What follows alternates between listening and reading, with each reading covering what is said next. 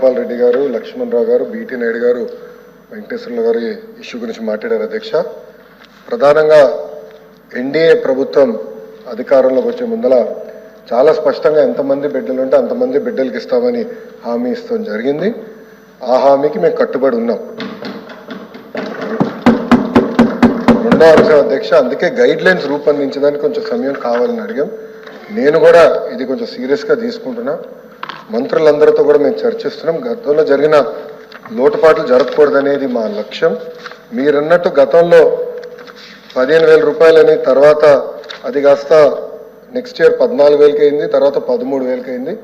1,000 రూపాయలు టీఎంఎఫ్ అన్నారు, ఇంకో 1,000 రూపాయలు ఎస్ఎంఎఫ్ అని అది డబ్బులు తీసుకుంటాం జరిగింది. అంతేకాకుండా ఎలిజిబిలిటీ క్రైటీరియా కూడా మార్చడం జరిగింది అధ్యక్ష. గ్రామాలు వచ్చే గల 5,000 రూపాయలు నెలకు వస్తే ఆటోమేటిక్గా వాళ్ళు ఎలిజిబుల్ అనేది, 5,000 కన్నా తక్కువ వస్తే ఎలిజిబుల్ అన్నారు. అట్లా మళ్ళీ దాన్ని మార్చారు. భూమి కూడా అది కూడా మార్చారు. దాని తర్వాత ఎలక్ట్రిసిటీ కన్జంప్షన్ విషయంలో కూడా కొన్ని నుసుకలు జరిగినాయి.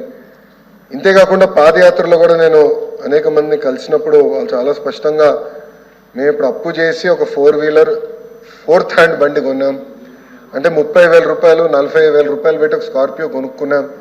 ఇమీడియట్గా తీసుకున్న వెంటనే మా తెల్ల కార్డు పోయింది, దానివల్ల మాకు రావాల్సిన సంక్షేమ కార్యక్రమాలన్నీ పోయినాయని వాళ్ళు నాకు చెప్తాం కూడా జరిగింది.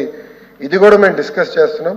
ఎందుకంటే గ్రామ సచివాలయ, వార్డు సచివాలయాలు స్వామి గారి కింద ఉంది, మళ్ళీ ఆర్టీజీ నా కింద ఉంది. మీ ఇద్దరం కూర్చుని డేటాని కూడా ప్యూరిఫై చేయాలి, పకడ్బందీగా ఇది అమలు చేయాలనేది లక్ష్యంతో మేము చేస్తున్నాం అధ్యక్ష.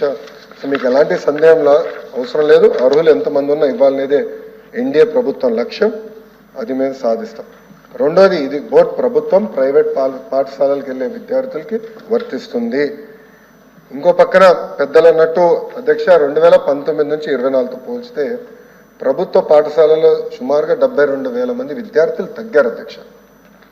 ఇది కూడా మేము చర్చిస్తున్నాం. ఎందుకంటే నాడు నేడు కార్యక్రమం ద్వారా వేలాది కోట్ల రూపాయలు ఖర్చు పెట్టిన విషయం వాస్తవం. కానీ ఎందుకు విద్యార్థులు తగ్గారు? గత ప్రభుత్వం సిబిఎస్ఈ తీసుకొచ్చింది. సిబిఎస్ఈ మళ్ళీ బోర్డు ఎగ్జామ్స్ అని పెట్టారు. తర్వాత ఐబీ గురించి ప్రస్తావించారు. టోఫెల్ గురించి కూడా ఒక ప్రశ్న ఉంది, దాని గురించి కూడా మాట్లాడతారు.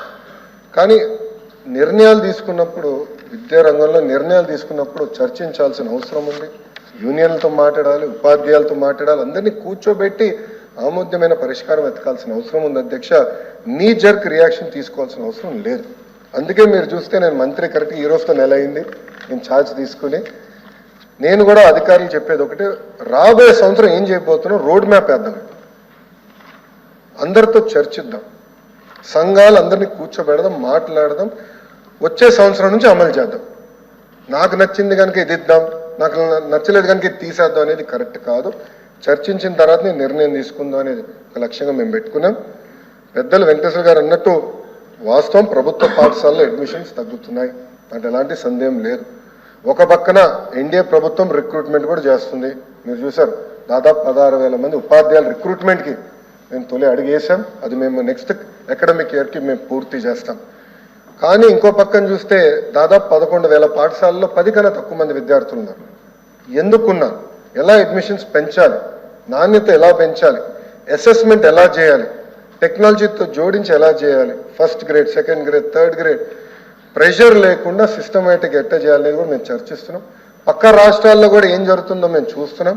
అటు ఉత్తరప్రదేశ్లో ఒక మోడల్ ఉంది, ఢిల్లీలో ఒక మోడల్ ఉంది, పక్క రాష్ట్రాల్లో కూడా ఏం జరుగుతుందో అందరం చర్చిస్తున్నాం. అధికారులు కూడా ఒక టీం వేసాం, వాళ్ళు కూడా వెళ్ళి చూస్తున్నారు. వాళ్ళు నివేదిక ఇచ్చినా నేను కూడా వెళ్ళాలనుకుంటున్నా. వెళ్ళి ఏం చేస్తున్నారో మోడల్ చూసి మన రాష్ట్రానికి కరెక్ట్ మోడల్ ఏంటనేది రూపొందించి అది మీ ముందర పెట్టి అందరు అభిప్రాయాలు తీసుకున్న తర్వాత మళ్ళీ ఆంధ్ర రాష్ట్ర ప్రజలు తల్లిదండ్రులు ముందర పెడతా వాళ్ళ అభిప్రాయాలు సేకరిన తర్వాతనే వచ్చే అకాడమిక్ ఇయర్ నుంచి మేము అమలు చేస్తాం.